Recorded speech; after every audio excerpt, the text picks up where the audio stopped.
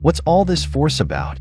It turns out they're making a large gear reduction box, but the steel plate they're using has bent, so they're resorting to the most straightforward method. First, they heat the thick steel plate with fire to relieve the stress and hammer it straight. But this dense, regular hammering with a steel plate won't do the job.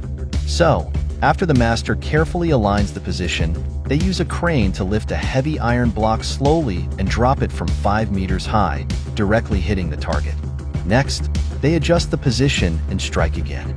In short, they hammer wherever it's uneven.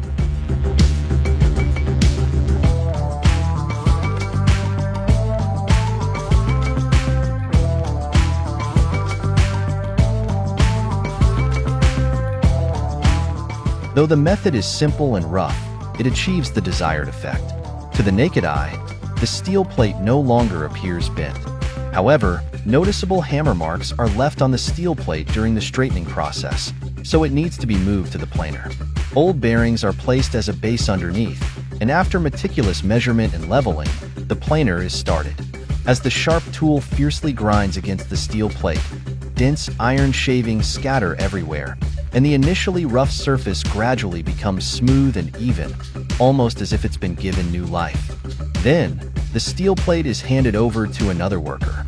He skillfully uses a caliper to mark lines on the surface of the steel plate and then, using a homemade acetylene torch, cuts along the mark lines to finally obtain standard rectangular steel plates. These plates will be used to construct the gearbox, which will be a large project.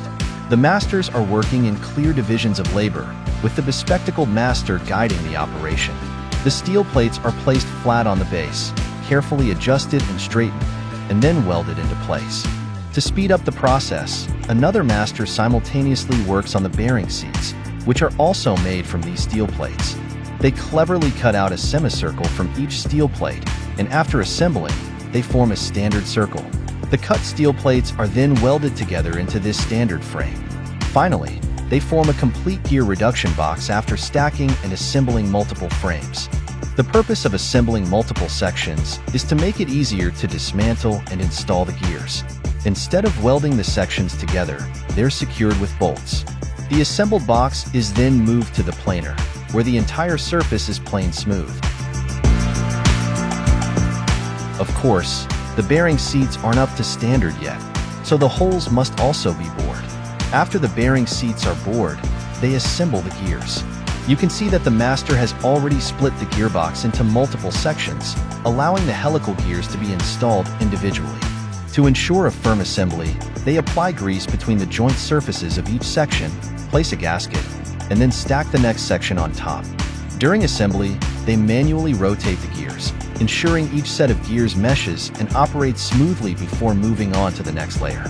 Finally, the masters meticulously assembled all the gears into a large rolling mill gearbox. Each set of gears meshes tightly, interlocking with one another, creating a continuous chain of power that drives the rotation endlessly.